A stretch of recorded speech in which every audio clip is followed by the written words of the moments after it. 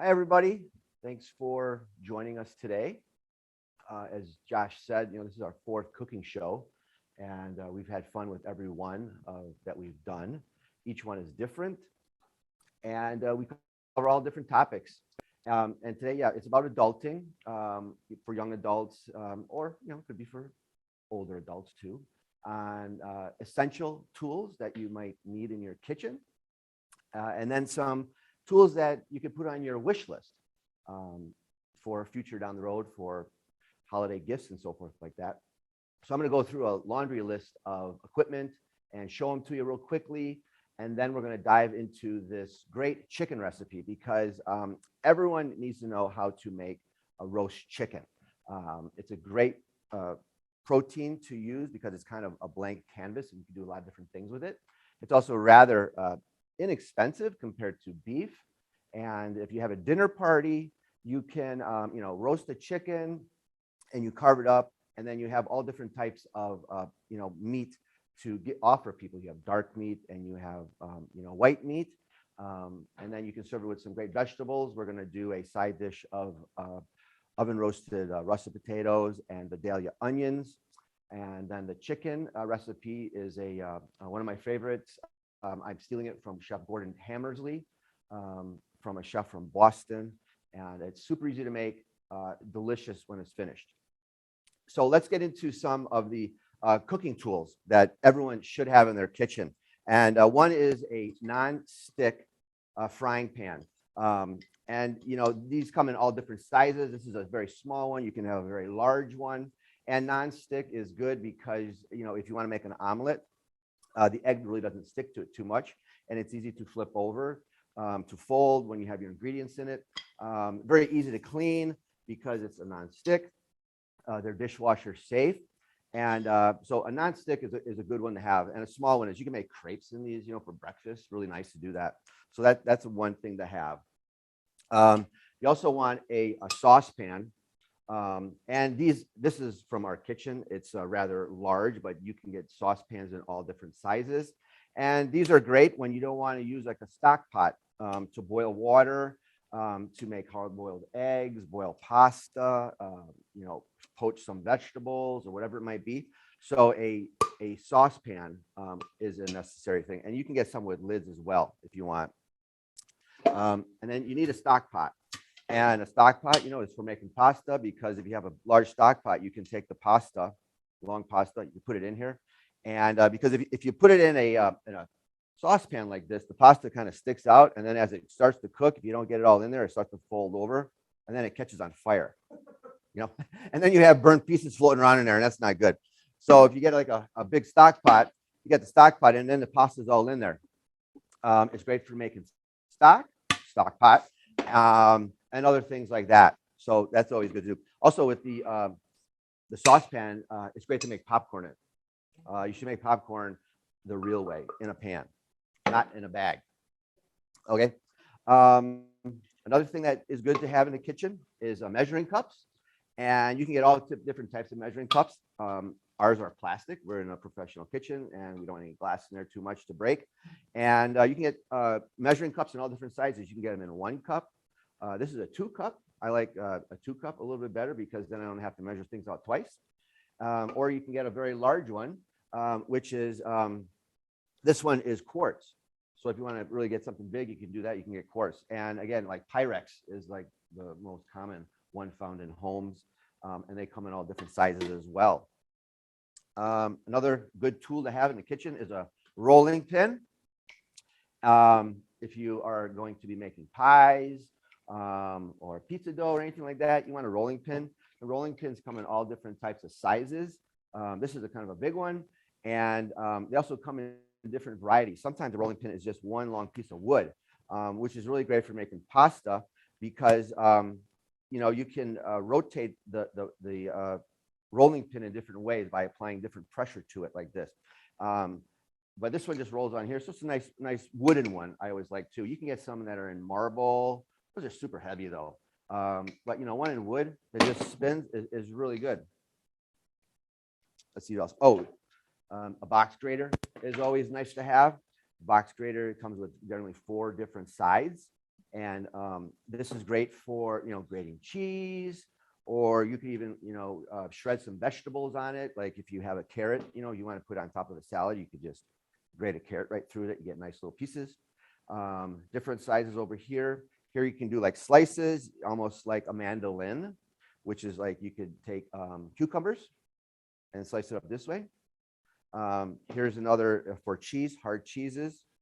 And these come in all different sizes as well. Like here's an example of a grater, very tiny, but it's great for cheese. You can grate cheese. Also, these box graters are for, I don't know if anybody watched the scone show that we did, but I use the box grater to grate my frozen butter when I make scones. So that's a good tip. That's another show. You have to look that one up for that.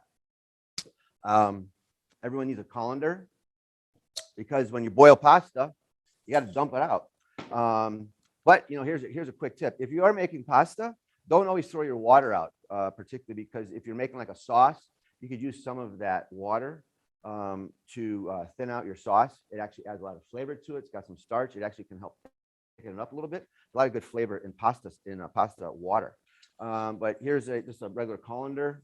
These come in all variety of different sizes as well. And here's kind of like this is a strainer. This is good for if you're straining out like stock, because you want to get just the stock itself and not a lot of the ingredients that you put in stock. You could drain pasta in here as well, because if you use it like this for stock, all the gunk is going to come out through the holes, and this kind of keeps it from not. Everyone needs a little baking dish. This is one of my mom's old Corels from gosh knows when, but these things work forever, everything. So a nice little baking dish, which we're going to actually use in this recipe. So you know what, I'll keep that one aside. Thanks. Talk about it later. Very important tools.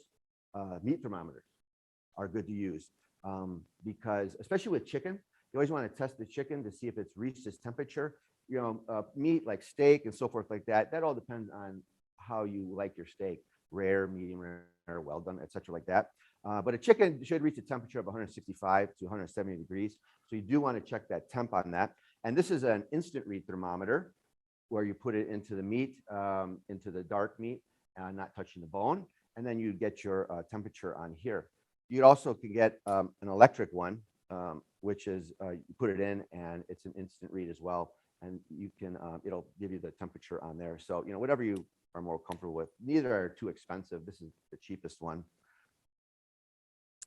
A couple of things you might want to do if you're really adventurous, getting pie plates. Pie plates are cool to, make pies. You could bake in these as well. You could use it for roasting some garlic as well. So, standard glass Pyrex pie plate, or, you can get a cute one like this. Here's a pie plate, actually with a strawberry pie recipe on it, which is kind of nice. Here's a cool one, which is more like a tart plate almost. It doesn't have a removable bottom, but it's a nice pie plate. You could use this. Or here's like a stone pie plate, which is really nice to use. We use these in the cafe to make our quiche. One of the few glass things in our kitchen. I don't like using aluminum for the quiche. It just doesn't look as nice. If you want, you could have some different types of scoops. These are just kind of ice cream scoops, but they're all good for, making cookies, depending on what you do. Here in the cafe, we use this one. This is a 2-ounce scoop. And you just, good for scooping, ice cream, whatever you want, cream. So, a nice set of different types of scoops are good. Soup ladles. Everyone should have a soup ladle, at least one soup ladle. This is the one we use in the kitchen. It's pretty big. This is about a 6-ounce ladle. You could use it's kind of industrial looking, but you can get something else. Here's a soup ladle. Again, this was my mother's. I don't know how old it is, but it's old, and it's really cool and fun to have in my kitchen because every time I make soup and I use it, I think of my mom, who's still alive. She's 90 years old. You need some spatulas. This is what we use in the kitchen. They come in different sizes. You can get some that are all in different colors too, but it's nice to have at least 2 of them. one real long one in case you have to get really far into something, or a small one. Spatulas are good for folding in recipes. If you're using, like, you're making a cake recipe or like meringue, things need to be folded gently. So, getting a couple of spatulas are really nice to have. You always want a spatula like this. This is good for flipping burgers. If you're doing it at home in the oven, you can cook burgers in the oven. You really can, or on the stovetop. So you can do that. A nice spatula like that. You need a pie scoop. In case you're making a pie, you do that. You don't need one of those. A sharp knife, or a fork. Need one of these when you're carving your meat. You don't want to use like a table fork. That'd be kind of weird. Use a nice knife like this, because sometimes you want to get in between the tines, or something really nice like that. That was my mom's too. Want to get some spoons? These are the spoons we use in the kitchen. You can get any type of spoon you want. Metal ones are good. You should have one that has no holes in it, and then you have one with holes in it. A slotted spoon is called, because sometimes you need to, like if you're making bacon, you're scooping the bacon out, but you don't want all the grease. So you use the slotted spoon to kind of get the bacon and let it drip out, and then you can put it onto your plate. A lot of people use wooden spoons. You do use a wooden spoon when you make like a pot of choux for eclairs and so forth. But a lot of times, the wooden spoons start to bend, or they absorb whatever you're cooking. Like if you're cooking with garlic, you're gonna get a spoon that tastes like garlic, and then that might transfer to another plate, dish. And then if you're putting in a dishwasher, then it gets wet, and then it's like you got to air dry it. These, you don't have to do any of that. They don't absorb anything. Whisks are important for the kitchen. Different size whisks as well. You can get some that are, just a couple inches long. But these are two of our smallest whisks. We do have large whisks that are about 2 feet long. And whisks are great. If you don't have a mix master with a whisk on it to make whipped cream, you can whip whipped cream with a whisk. Your arm might get a little tired, but believe me, it'll work. You whip, it'll turn into whipped cream, and people will be super impressed that you did it by hand. Some metal tongs are pretty awesome. There's 3 different sizes, and this is good for when you're cooking, you're browning meat or something, or if you're cooking a hot dog, on the stove, you could use these. These are nice to use, all different sizes. Particularly this long one. You don't want to get too close to the fire. You're flipping. These also could be used for salads. Tossing a salad nice and gently. And that's what we use them for. We toss our salads with those. Pizza cutter. Want to get a nice pizza cutter? So you can. I don't know if everybody likes it. I like my pizzas actually in squares. What's that? Sugar, yeah. Cut them like that. And these come in all different, sizes and colors and so forth like that. So, nice pizza cutters. Some actually have covers on them to guard them from cutting yourself. A brush, nice pastry brush that comes apart. And if you do get a pastry brush, I would recommend getting one that's silicone, because this stuff does not come off. You get one of those brushes that are made out of like horsehair or some other sort of synthetic or material. Sometimes you're brushing, and next thing you're like, oh, did my hair fall out? No, it's part of my brush. So that does, and then that also absorbs a lot of the odors of what you do. Like sometimes you want to brush like a bread with some garlic oil, and that'll just get it off. This stuff it wears off right away. You need a set of measuring spoons, which is it's the whole set of them. There's 4 of them. There's the tablespoon, the teaspoon, the half teaspoon, and then the quarter teaspoon. So you need that, particularly if you're baking, because baking is a science, and you don't want to have too much of one thing or less of another. A nice can opener would be good to have. Nice sturdy one. Don't buy one. Well, sometimes the dollar store has some decent ones, but sometimes those things break so easy. So I would spend a little good money on this. A pair of scissors for the kitchen, or kitchen shears. You always need to cut something with kitchen. Sometimes you could use this on a chicken to cut up a chicken, actually. So you need that. Should I use that same scissors with tape? You could use it with tape. Just make sure you wash it. Sanitize, sanitize, sanitize. A juicer, and I would get one that is really put together, because it does go under a lot of pressure sometimes when you're juicing. This big one is for lemons, and then you have this tiny one. It's good for limes, and great juicer to have for juicing lemons, lemonade, or you need it for a salad dressing, whatever it might be. Another great tool to have in the kitchen is a microplaner or a zester. These come in all different sizes too. And this is to just zest the lemon or an orange. And you just get just the top of it. You don't go down to the white, the pith part, because you just want the lemon or the orange. You could also take this and grate a garlic if you want to, which is really great for like dressings, because then it gets really fine. You put it in, and then it kind of like dissolves, because if you don't, then you chop it up and you got all these big chunks of garlic that people are biting into instead of getting just the flavor of the garlic. A peeler is really good to use for peeling potatoes, onions.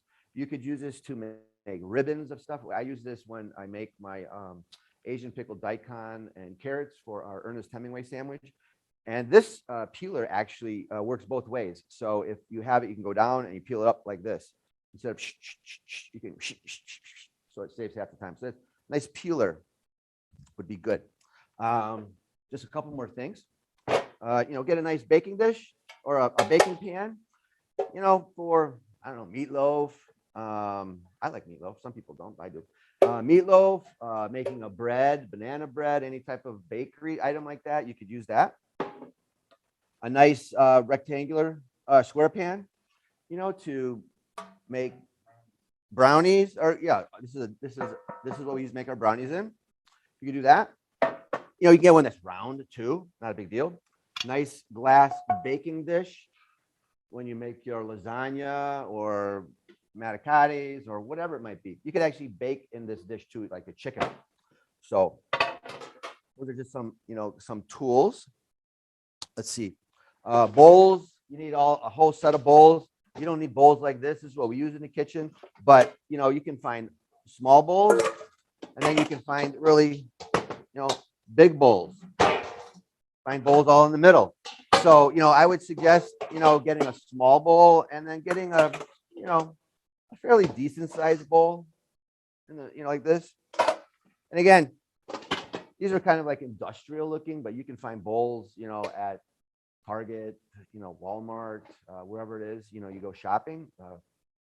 Williams Sonoma, I think they're still open. There's what's that one show? That one store, Sur La Table. That's like high end stuff. So I put this one over here. And a little plug.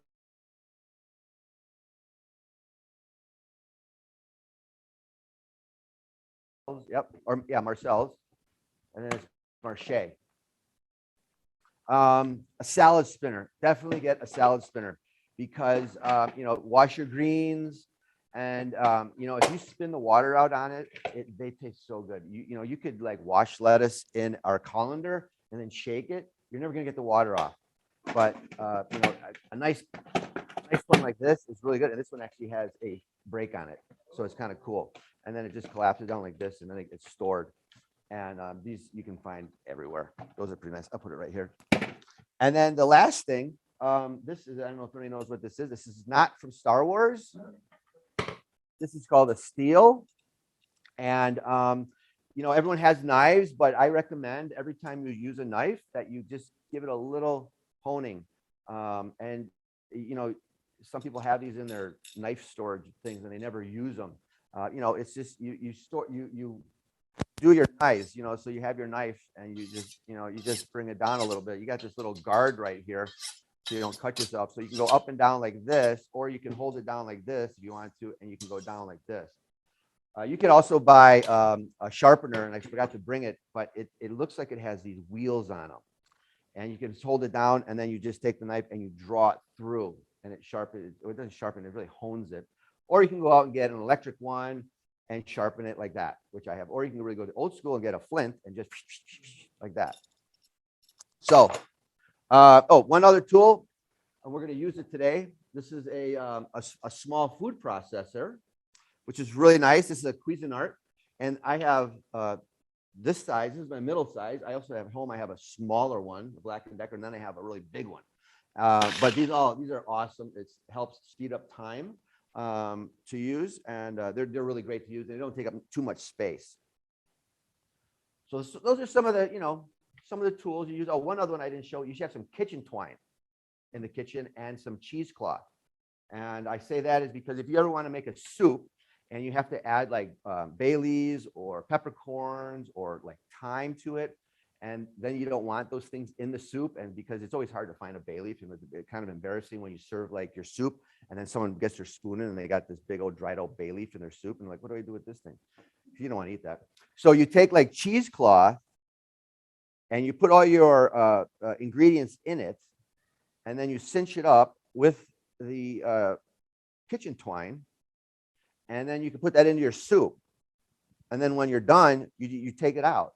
And so all the flavor of those spices and aromatics went into it, but then you pull the thing out and you don't have to hunt for stuff. It's like a tea bag. Yeah, it's like, just like a tea bag. Yeah, it's called a sachet. Yeah, so that's awesome. Also, you might want to have some parchment paper in the kitchen for baking or whatever. This stuff's great. You can wrap fish in it. It doesn't burn, unless it touches the element, then it will. And I wouldn't broil, with this stuff either. And then you want, aluminum foil and a saran wrap to wrap things up. So those are some things. You use aluminum foil on the bottom of a sheet pan for easy cleanup. And that's another thing you might want. You want at least one sheet pan. It doesn't have to be like this. They all come in different sizes, different colors, different brands. It's ridiculous. Some are like ribbed, as areas the air gets underneath it. I don't think that really happens, but whatever. And sorry, I keep on going back and forth. Cutting board. Have a cutting board. Okay, really good to have that.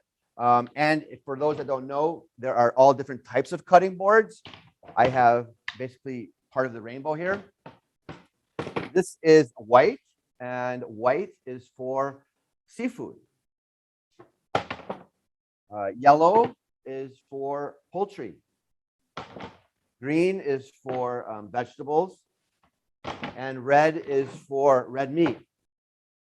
So we do that in our kitchen because there's never any, we're not so busy, but in a very busy kitchen, boards are flying all over the place. And just in case something was left on like the chicken board, and then someone decided to use that board to cut up some ready to eat vegetables, well, there's a chance for cross-contamination, and then you're not doing a good job.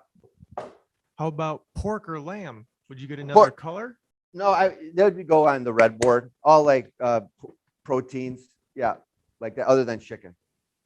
And they do have boards, other color boards for if you want to really get into it, break it down more. But these are the four like main colors, I would say. So that's that. Does anybody have any questions about kitchen equipment? Did we get anybody new?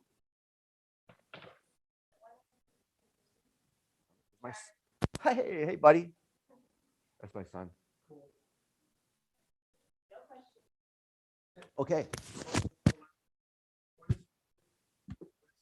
What does your kitchen look like? Do you have a lot of this stuff at home? Do you have even less? I mean, I probably. Okay, I have most of them, but not all of them. So you have the things that you need to make the food that you like to make. Yeah, that's cool. Okay, so I'm just going to go over a couple of safety tips real quick. Some of you who have made some of the other cooking shows, maybe a repeat, but for those that haven't, make something new, and then something just to learn. So I'm going to use this. We have our cutting board here, and sometimes this cutting board actually has some plastic on or rubber on it, so it's really nice. It doesn't move around. But sometimes cutting boards are just, the polyurethane, whatever it is, or I wouldn't use a wood cutting board. It's just that it should be plastic, that's non-porous, doesn't absorb odors, and then it's very easy to clean. So if you have just like a flat board, and if you have like a granite, countertop or something like that, the thing is going to be sliding around. Last thing you want to do is like, whoo, like, go like this. So what you should do is you get a kitchen towel or a paper towel, even, a couple sheets of paper towel, get it wet, and you put it down on the surface, and then you put your board on top of it. And then this really secures it down really nicely. This cutting board even has, that's that. The second thing I wanted to talk about is how to properly hold a chef's knife. Now, I have about, I think, 6 different sets of knives, and it's fun for me because then, I do them. Some have some sentimental value for me, like this one. This was my grandfather's butcher knife from the like 1920s and 30s and so forth, when he was a butcher in Chicago. This is his butcher knife to go through bone. It's all pounded out. I believe. Do you still use it?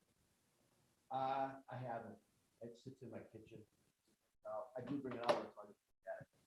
And then this is my grandfather's boning knife as well. So boning knife is very kind of flimsy a little bit. So the proper way to hold a knife. So a lot of people hold a knife like this when they're cutting. That's not good. Your knife should actually never leave the board, because that is giving an opportunity for you to finger. Okay. And holding the knife up like in this position makes it very wobbly. So the way you really should do it is you take your thumb, if you're right-handed, take your thumb on one side, and then you take your index finger and you bring it on the back. So it's kind of like this. Now you have good hold of it. You shouldn't hold it like a club either, because you be going on like this. So, and that's why these knives are shaped like, you have a little bit of a swoop in them, like this, because the knife should be cutting like this. And I have actually a palette on my finger here from a knife like that. And so, and then you keep your fingers, don't keep your thumb out like this. Keep your thumb behind your fingers, and you use your knuckles as a guide to cut through like that. So that's a couple of things about safety. It doesn't matter which knife it is.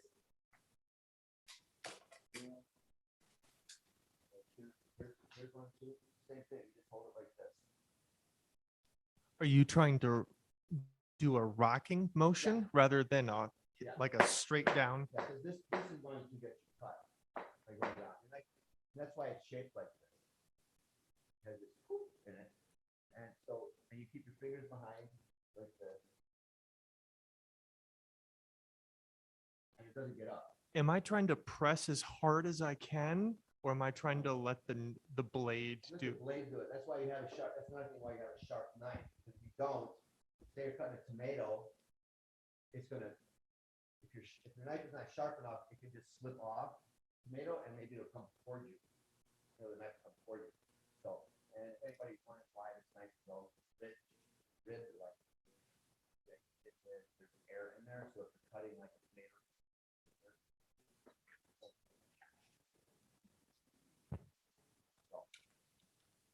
Those are something. So real quick, we're going to do something. I'm going to show you how to demo garlic, how to chop garlic. Now, by garlic, this you want to. This is what we're going to use fire, kind of peeled like this. Do is take out a head of garlic, and you want to first thing off is you want to cut off the tough part right here. That would be in your cooking. So you want to cut that off, and you take the garlic, put it under the blade, and you get a whack. You smash it a little bit. And here you just give it a couple chops. Now, here is a trick that I learned from this chef. His name is Fritz.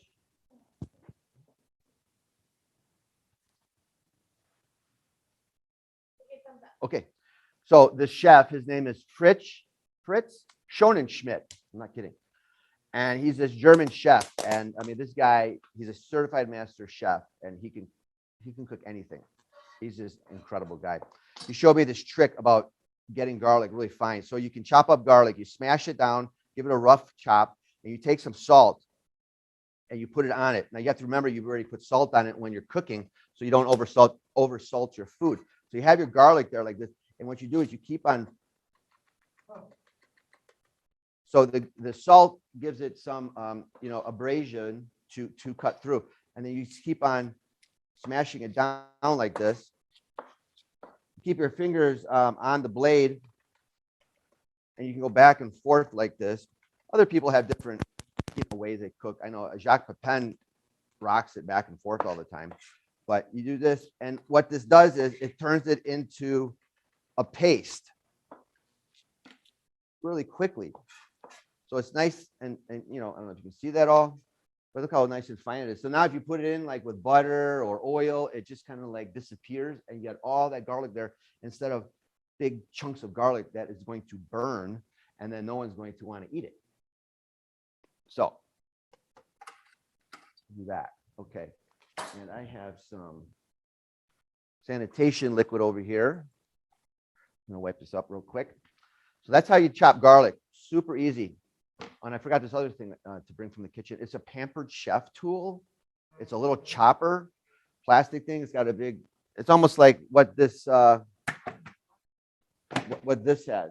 You chop it, and it's a really great tool. Super fast.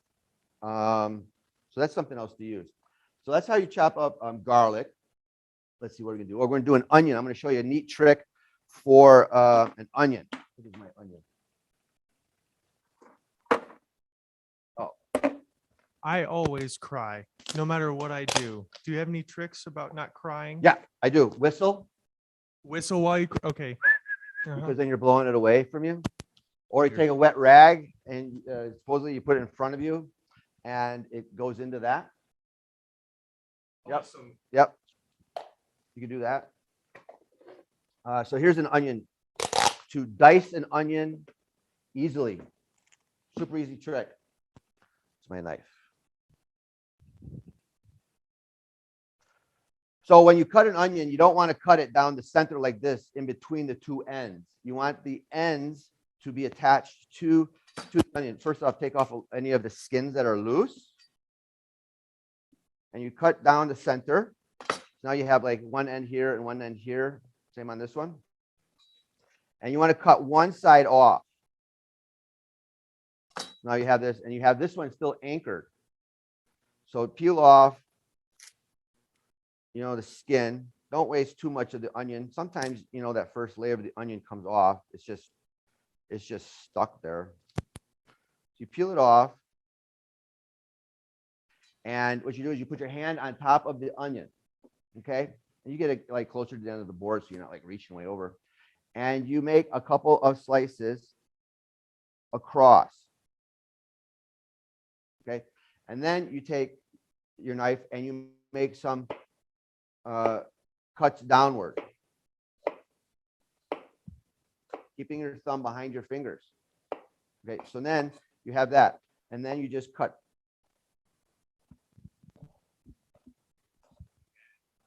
So now you have all nice, evenly, diced onions. Super easy to do. So that's an easy way to cut an onion.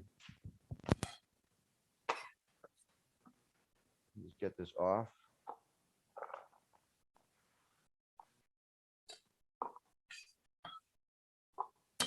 This is one of my newest knives. It's from Host. This thing is like all one piece of metal. Super nice, super light, really well balanced. Do that. So what else are we going to do here? We're going to do chiffonade basil. Tell me what Host is. Host is the knife. It's just it's the name of the knife It's company. the brand. Yeah. Okay. It's the name of the brand company. Let's see. Where's my basil? I saw her here before. Oh, there she is. So basil. Does anybody know what chiffonade means?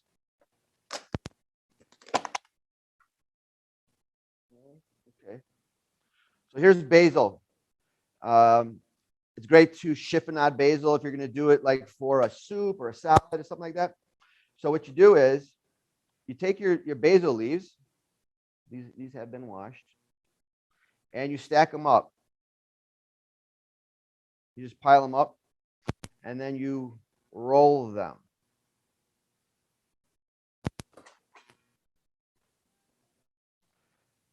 And then you just cut.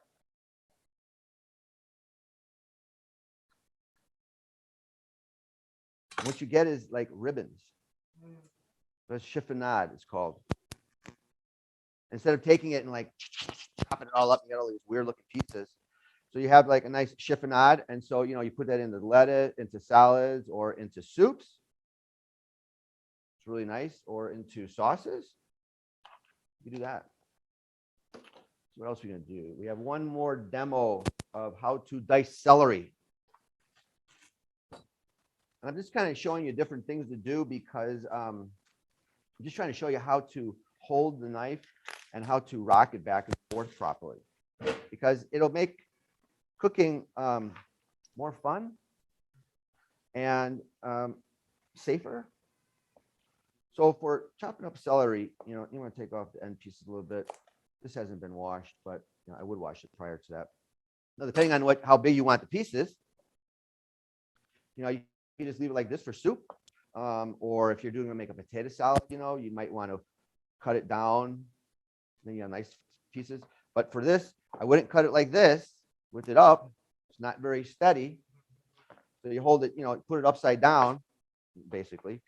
And, you know, again, finger behind the thumb behind the fingers, holding it.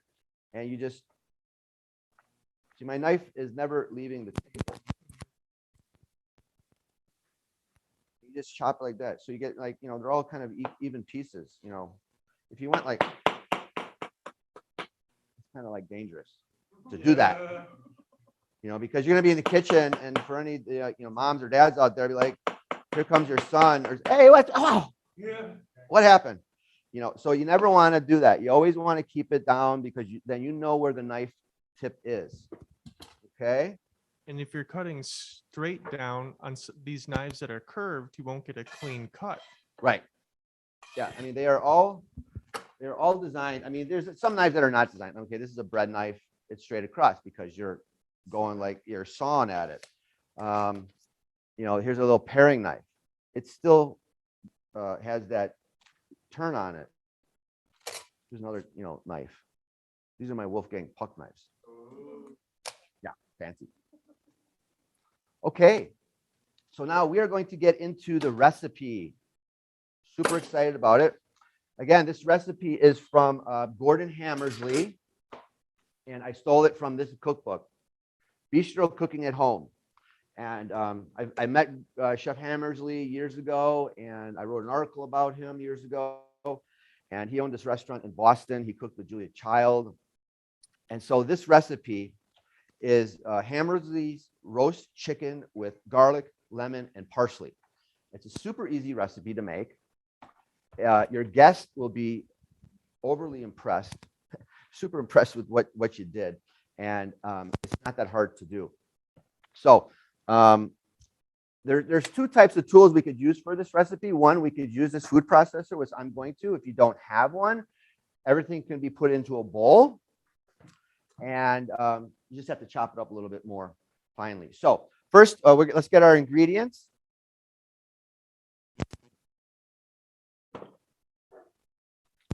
So we need some parsley. Sure. Yeah, if you want to roll that out of the way. We need our parsley, you know, and it's one bunch of fresh parsley. Now, I mean, this is like a bunch, but like this is too much of a bunch. It's too much. So I would use I would use a good handful of parsley, just about like that much. Okay, let me give you that back. We have a parsley, and then we need our garlic. There's our garlic right there. And we need 3 cloves of garlic. 1, 2, 3. And I forgot to show you guys real quick, if you don't mind. I'll take one step back. If you do have garlic that is still in its skin, you just put the garlic on the board. You just give it a whack, and it'll come right out of its skin like that. I mean, don't try to peel it by hand. It'll never happen. So we have 3 cloves of garlic and shallots. We have our shallots. We have three shallots. And then our herbs de Provence, which is in the glass. This one. What's that second word? Herb de Provence. De Provence. Provence, which is, it's French. And you can buy herbs de Provence at any market. You could also make it yourself. And I don't know if the recipe was included in it, but herbs de Provence includes thyme, oregano, marjoram, tarragon, rosemary, fennel seeds, and culinary lavender buds. So it's a special mixture, probably from Provence, France, that was known right. for. You got that right. Okay. And then rosemary. So even though this has rosemary in it, we're going to add a little bit more. And this is cut and sifted rosemary. Super good.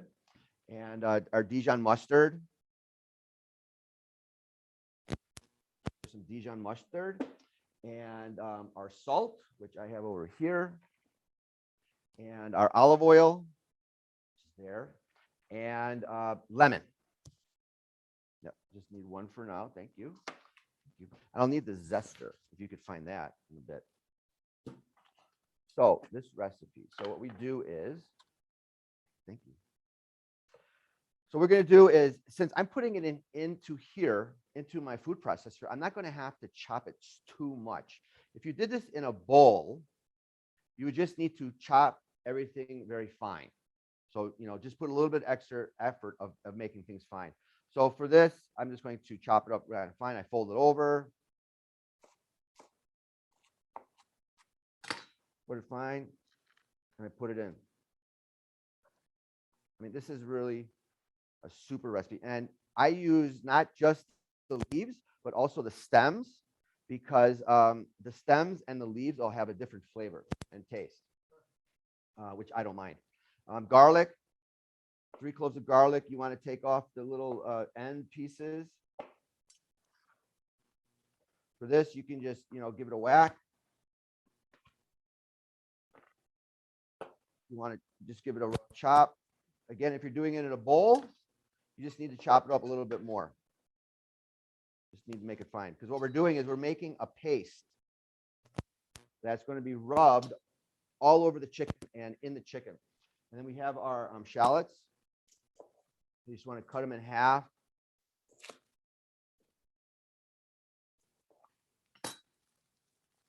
What time it is? You want to cut off the ends.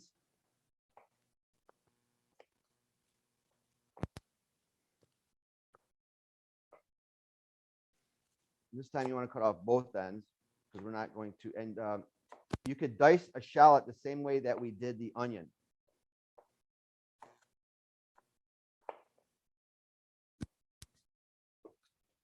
This leaving the skin on and then cutting and then taking the skin off is blowing my mind. But you usually leave the skin on? No, like try to peel it and then cut it. Oh, Like that just makes complete no sense anymore to me. right. Yeah, this is a lot easier. Take the skins off.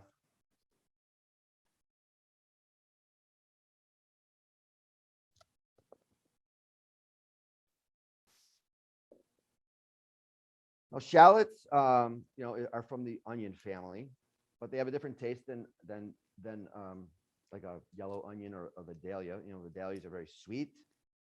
Yellow onion just has that kind of oniony taste to it.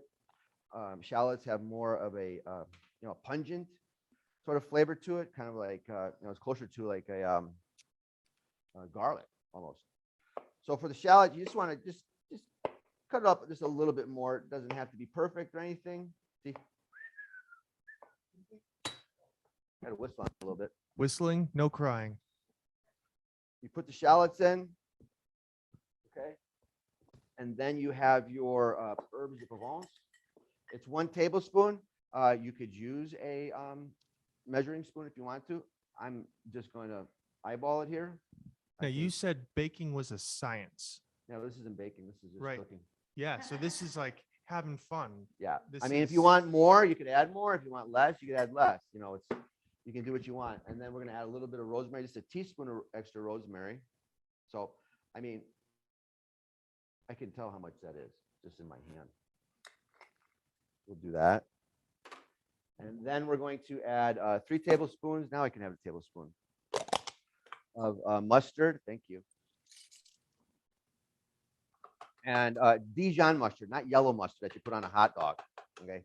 And it could be any kind of Dijon. This is actually a country blend, but it can be the Grey Poupon, just the creamy white or the yellow part. This has mustard seeds in it, which is pretty good. Okay. And then our salt. Now it says kosher salt. I have sea salt here. So there's a difference. If you use kosher salt, it says 2 teaspoons of kosher salt. Use 2 teaspoons of kosher salt. I'm using sea salt, so I'm only going to use 1. And why? Oh, I'll tell you why. Because kosher salt is bigger,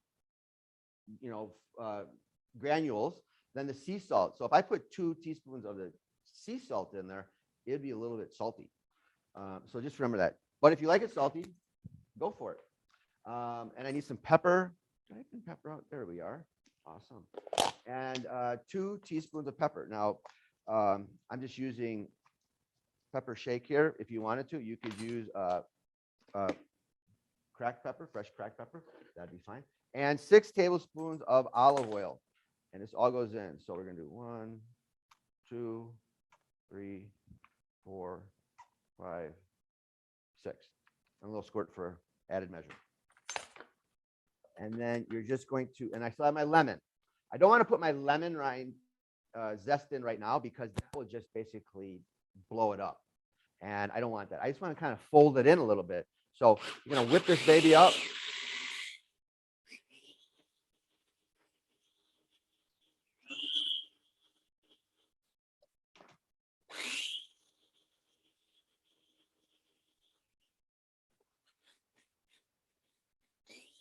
And if it doesn't come together, you just add a little bit more oil.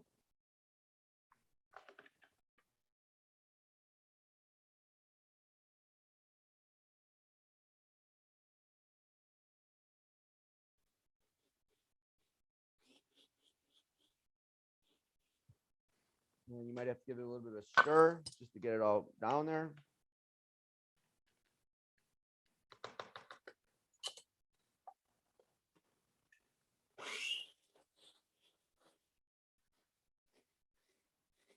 You pulse it.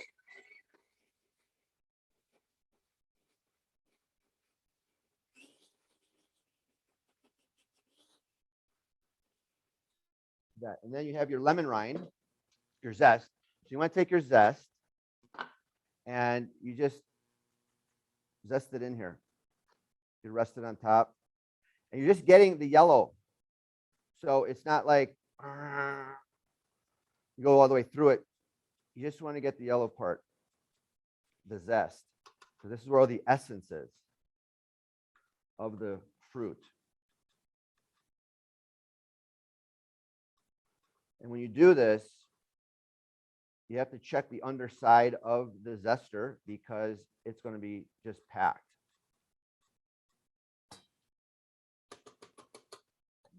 Tap it in like that. Make sure you get it off. A little bit more. I don't know. I wish you could smell it, but I can just smell the lemon.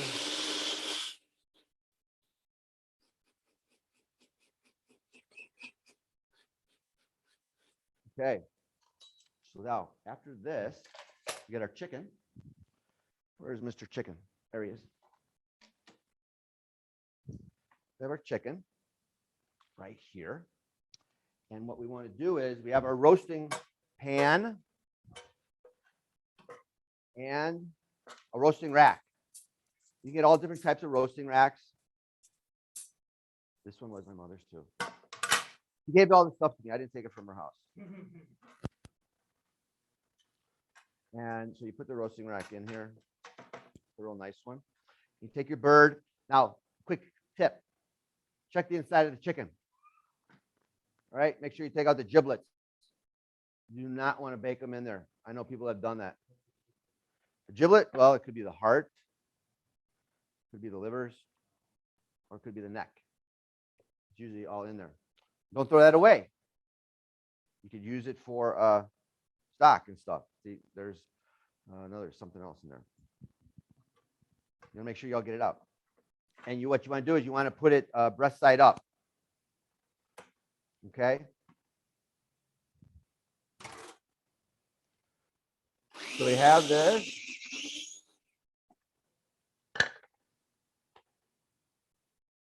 Take it off. What you do is now you're going to rub this whole thing, chicken, all around it and in it and everything like that. You just take it and it's a paste.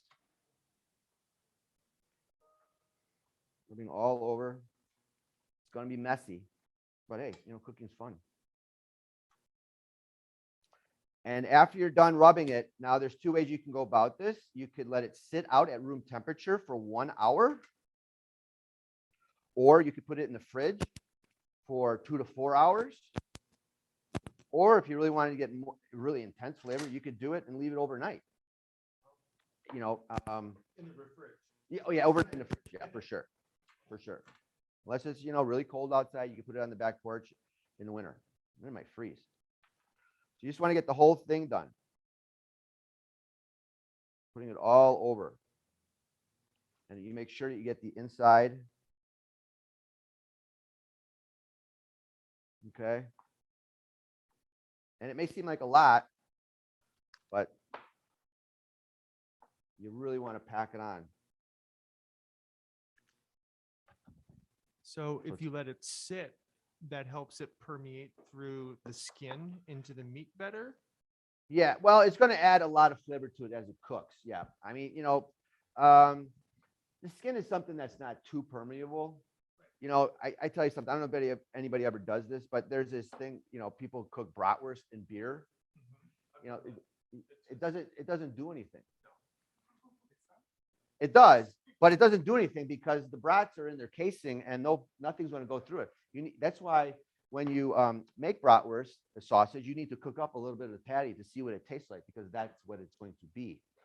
I think it's just kind of like a tailgating kind of thing. I'm going to cook it in my brats and beer. Like, okay, whatever. It's a waste of beer on my part. So you have your chicken now. It's all nicely coated. If you put it in the fridge, you wrap it with some saran wrap. Let it sit in there. If you have it outside too, put something over it, foil, whatever it is, and let it sit out. Preheat your oven to 350 degrees, probably like at the 40-minute mark. Put it in the oven, in the middle of the oven, and bake it for oven roasted for 1.5 hours or so. Check the temp, and then it's ready to go. Let me wash my hands here real quick.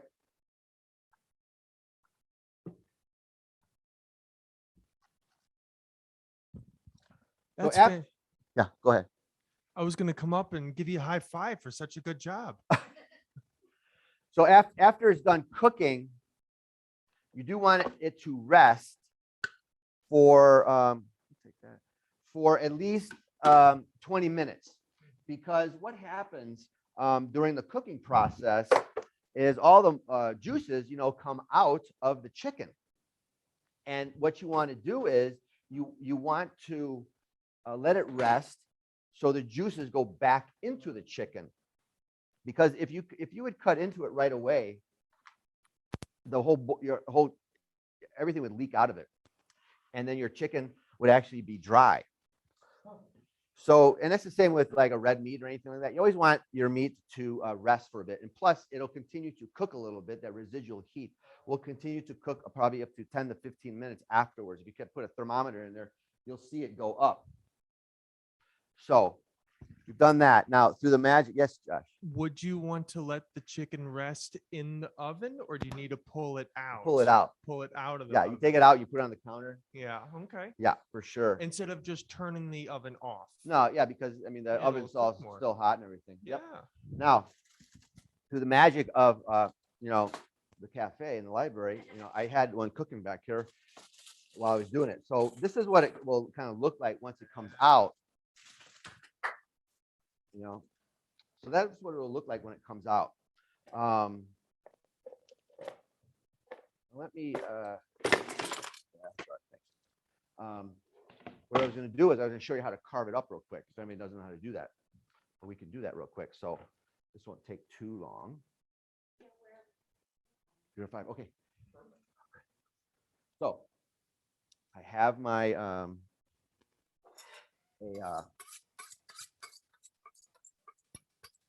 carving knife. And so what you want to do with the chicken, because you get a lot of different pieces out of it, you want to cut off the legs first. So you just cut through, and it'll cut a lot easier if it's warm. This one I cooked yesterday. I was kidding. I didn't cook it earlier right now. I hope you don't believe me on that one. So you want to cut through, and then you pull back, and the bone just kind of pops out. So you're not cutting, you're cutting bigger than a drumstick. Yeah, I'm cutting off the thigh and the drumstick.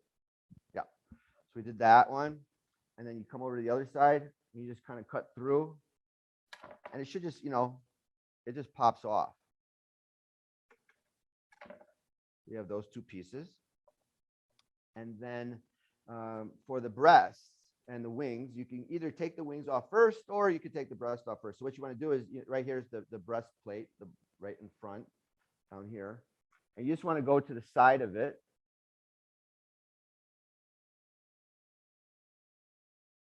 And you just let your knife kind of guide you.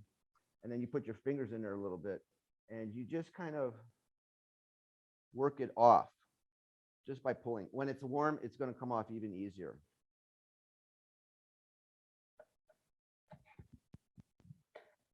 So when you have the right technique, does it make this sectioning easier? Yeah. Oh, yeah. Yeah, because now, in fact, because see, you have, sometimes restaurants will serve it like a chicken like this. And if you wanted to take the wing off, you just have to go into it and just cut around the bone. And just cut it right off right there. And the drumstick, just cut around it, and then you kind of pull it apart. It'll just come off just like that. So you have all these pieces, and then if for a dinner party, it's a pretty big piece. You cut it in half like this. So for the rest of this recipe, you can make it a day ahead of time if you wanted to, and then just warm it up for the night. Get your oven going and put it into the broiler, because the recipe it says here how to do it. I know we're running out of time. I really apologize for this, because there's other things I want to show you how to do. How to roast the garlic, because the recipe does show you how to explains how to carve up the chicken, and then how to put it in the broiler to warm it up with the lemons on top of the chicken. And then the garlic, by taking a whole head of garlic, it goes with the recipe. We want to separate the cloves from the garlic, and basically you can start peeling off some of the garlic. And if sometimes it really works out where you can take it and, can you just hold that for a second? If you take it and you whack it, it just comes out. So they come out. So they're all out of that. And what you want to do is you don't want to take off all the paper. You want to take off just some of it. some of just the loose ones, the loose paper. And then all you do is you take the garlic cloves and you put them in here. And you drizzle them with a little bit of olive oil.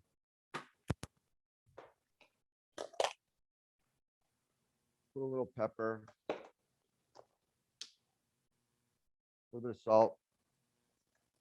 Toss it around.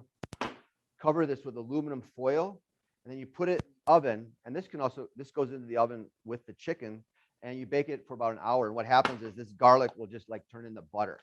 It's so good. So if you have like some bread you want to serve along, you can just smear it on the bread, and that'd be awesome. So we should do the side dish. Okay. There's also a sauce that goes along with this. I'm not going to demo the sauce because it has to be made with the drippings of the chicken, and it's got to be all warm. So there is the recipe on how to make the sauce for the chicken. Josh had to take off, so I'm going to take on the emceeing. Okay. All right. So for the potatoes and onions, are the potatoes down there? The onions? Thank you. So what you want to do is you have your Vidalia onions, okay, and you have your potatoes, and they're all washed. Well, the potatoes are, not the onions, obviously. So I'm going to use a different knife here now. And what you want to do is you just want to cut the potatoes into fourths. So you just cut it down and down. Okay, like this. So you do that. So I'm not going to do it to all of them. Save some time here. Do that. And then with the onion, what you want to do, take off some of the initial paper. You cut it down again so it's anchored on both sides. And you want to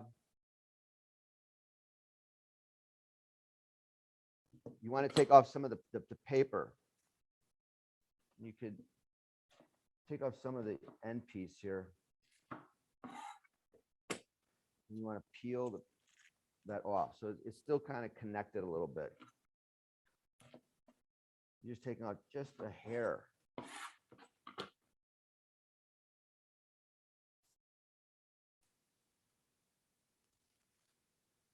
Okay. And then you're going to put it on a sheet pan. What I have.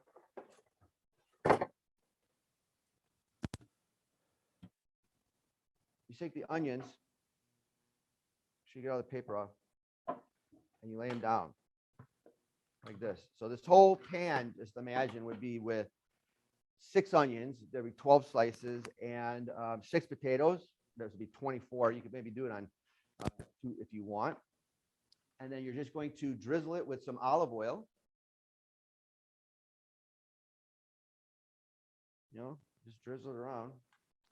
And then your salt and pepper again. What do you do? Salt and pepper. Oh, thank you. See? I'm glad you're here because I would have been spinning in circles and would have gotten dizzy. Sprinkle with some salt and pepper.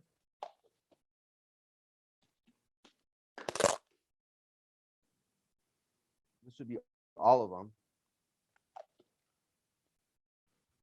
And you just kind of, give them a good rub. There's so much playing with food when you're cooking food. It's really fun. And then you can put this in the oven the same time the chicken is. So, I mean, everything can go in all at one time if your oven's big enough to do that. And you're going to bake it for, 30 minutes or so. I don't know. You have to pierce them until they're soft. Chicken is going to be about an hour and a half. So, I mean, you could time it by staging your cooking, if you want to do that. I mean, plus the chicken then has to rest a little bit. So, they're adding an additional 20 minutes onto the cooking process. So it's an hour and a half for real-time cooking and then 20 minutes more, for resting period. So if you wanted to, yeah, you could. Yeah, you could put this in a little bit later. Oh, definitely. Yeah, yeah, for sure.